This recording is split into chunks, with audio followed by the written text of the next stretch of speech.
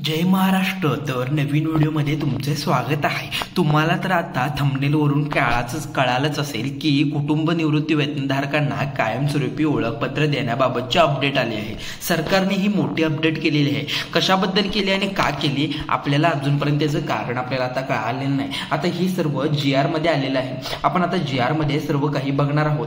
तर कुटुंब निवृत्ती वेतनधारकांना कायमस्वरूपी ओळखपत्र याची संपूर्ण डिटेल या व्हिडिओच्या माध्यमातून बघा तुम्ही। आता त्याचा संपूर्ण GR सुद्धा आलेला आहे। यामध्ये प्रस्तावना शासनाने काय केले ते आपण आता बघूया। यामध्ये आता सरकारने जे काही सांगितलंय त्याची आपण पूर्ण डिटेल यामध्ये व्हिडिओमध्ये बघणार आहोत। जराही स्किप न करता तुम्ही हा व्हिडिओ बघा।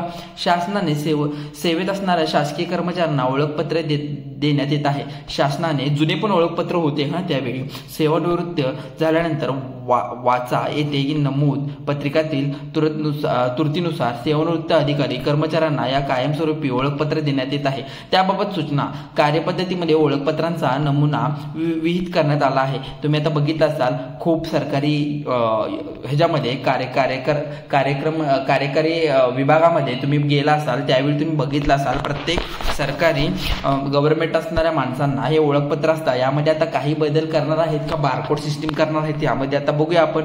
ज्यामध्ये म्हणजे आहे आता सुद्धा बारकोड सिस्टीम ज्यामध्ये आता वेगवेगळ्या पद्धतीने काही करणार आहेत ती सिस्टीम बघूया आता। त्या धर्तीवर मयत शासकीय अधिकारी कर्मचाऱ्यांनी यांचे कुटुंब निवृत्ती वेतनधारकांना यांसाठी शासकीय रुग्णालयातील औषधोपचार ज्येष्ठ नागरिक म्हणून रेल्वे बँक या ठिकाणी तुम्हाला उपयोगी करण्यात येत आहे। शासकीय सेवानिवृत्ती अधिकारी कर्मचारी यांमध्ये कुटुंब निवृत्ती वेतनधारक म्हणून ज्यांना समाजात सन्मानाची वागणूक मिळण्याचे दृष्टिकोन ओळखपत्र देणे आवश्यक आहे। तसेच सर्वसाधारण वापरकर्त्यांना कुटुंब निवृत्ती वेतनधारकांना कायमस्वरूपी ओळखपत्र देण्याबाबतची शासनाने विचारनिधी योजनेअंतर्गत या संदर्भात काही सेवानिवृत्त धारकांना संघटनांना सध्या सुद्धा मागणी केली आहे। त्यानुसार आपण आता खालीलप्रमाणे आता बघणार आहोत नेमकं शासनाने काय केलंय। शासन पत्रिकामध्ये असं आहे की कुटुंब निवृत्ती वेतनधारकांना ज्या जिल्ह्याचे कोषागार कार्यालयामधून कुटुंब निवृत्ती वेतन घेत आहेत अद्याप घेण्याकरिता कार्यवाही सुरू आहे त्या संबंधित जिल्हा कोषागार कार्यालयामध्ये कुटुंब निवृत्ती वेतन सुरू झाल्यानंतर सदर कायमस्वरूपी ओळखपत्र फोटोसह जोडले व येथील विविध नमुन्याद्वारे कार्यवाही करावी। मग आता यामध्ये पहिलं झालं। आता दुसरं यामध्ये आपण आता माहिती बघणार आहोत ती म्हणजे कुटुंब निवृत्ती वेतनधारकांना लिखित मागणी सादर केल्यानंतर सदर ओळखपत्र देण्यात यावे। म्हणजे आता तुम्ही पूर्णतः लिखित माहिती तुमची दिला त्या कार्यकारी विभागामध्ये त्यानंतर तुम्ही सर्व माहिती मिळवू शकता। तुम्ही सर्व डिटेल दिल्यानंतर डॉक्युमेंट्स वगैरे त्यानंतर जिल्हा कोषागार कार्यालयातील ओळखपत्र दिल्याबाबत सर्वत्र स्वतंत्र नोंदणी वहीत नोंद घेऊन निवृत्ती वेतन वाहिनी प्रणालीमध्ये तशीच नोंद घ्यावी म्हणजे तुमची नोंद त्या ठिकाणी केली जाणार आहे। त्यानंतर कुटुंब निवृत्ती वेतनधारक यांनी जिल्हा कोषागार कार्यालय बँक शाखा व बदलण्यासाठी मागणी केल्यास म्हणजेच अन्य जिल्ह्यांमध्ये कुटुंब निवृत्ती वेतन घेण्यासाठी अर्ज केल्यास यापूर्वी दिलेले ओळखपत्र परत घेण्यात यावे हे सांगितलेलं आहे। आणि अन्य जिल्ह्यांमध्ये कुटुंब निवृत्ती वेतन सुरू झाल्यानंतर त्या जिल्ह्यांची कोषागार कार्यालयामध्ये कुटुंब निवृत्ती वेतनधारकांना लिखित मागणीनुसार नव्याने ओळखपत्र द्यावे आणि ओळखपत्र दिल्याबाबत स्वतंत्र नोंद घेऊन निवृत्ती वाहिनी प्रणालीमध्ये नोंद घ्यावी।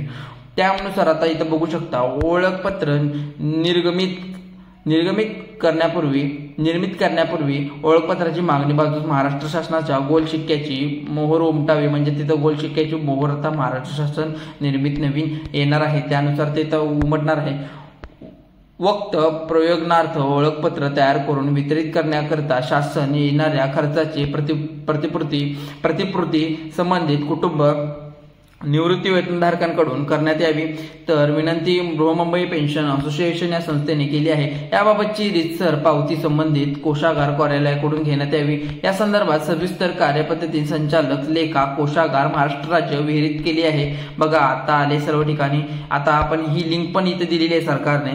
सदर शासकीय परिपत्रक महाराष्ट्र शासन महाराष्ट्र गव्हर्नमेंट.in.gov.in संकेतस्थळावर जाऊन उपलब्ध करण्यात आली आहे। याची सर्व इतर डिटेल त्यांनी दिलेली आहे। तरी तुम्हाला आता महत्त्वाची अपडेट आहे सरकारकडून आलेली, याबद्दलची आता मोठी बातमी आपण बघणार आहोत।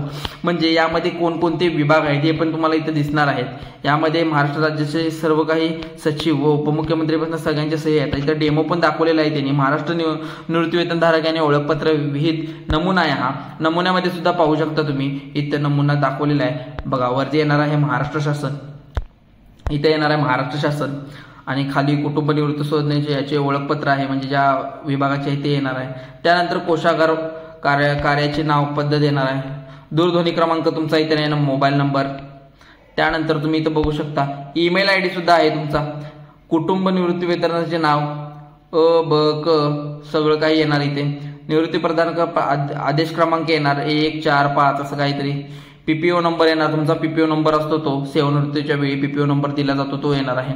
नंतर मयत निवृत्ती वेतनधारकांना नवीन नाव येणार आहे, त्यांचं नवीन नाव येणार व सेवानिवृत्त वेळधारक केलेली पदे। मयत निवृत्ती धारकांसोबत नाते कुठलं आहे, वडील, आई, बाबा, मुला, कुठलं काय असेल याचे ओळखपत्र क्रमांक पण येणार आहे। तुम्हाला ओळखपत्र असणार, आधार कार्ड ओळखपत्र धारकाची स्वाक्षरी येणार आहे, इथं तुमची कुठली स्वाक्षरी असणार आहे ती। त्यानंतर तुम्ही इथं खाली बघू शकता मागच्या साईडला, आणि इथं पण आहे बघा अजून एक ओळखपत्र देण्या अधिकाऱ्याचे नाव येणार, कोण अधिकारी आहेत त्यांचं नाव येणार आहे इथे।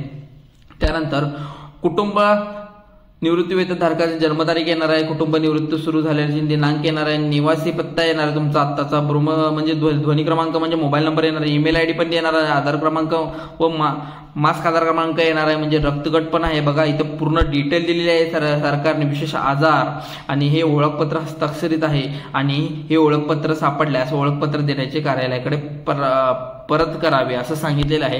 सरकारची मोठी अपडेट आलेली आहे याबद्दलची, ही कुटुंब निवृत्ती वेतनधारकांसाठी कायमस्वरूपी ओळखपत्र देण्याबाबत। तर ही महत्त्वाची अपडेट आहे, तुम्ही सुद्धा ही बघू शकता आणि अपडेट करू शकता आणि आत्ताच अर्ज करू शकता। याबद्दल तुम्हाला आता ओळखपत्र फॅन्सी आलेलं आहे आणि चांगल्या पद्धतीचं आलेलं आहे। ही माहिती तुम्हाला कशी वाटली मला नक्की कमेंटमध्ये सांगा, आणि अशाच व्हिडिओ आम्ही तुम्हाला घेत जाऊ, आणि आम्हाला व्हिडिओ असेच करण्यासाठी आणि व्हिडिओ बनवू शकतो आम्ही। याबद्दलची तुम्हाला काय प्रतिक्रिया आहे कमेंटमध्ये नक्की कळवा। चला तर मग धन्यवाद, आभारी आहोत।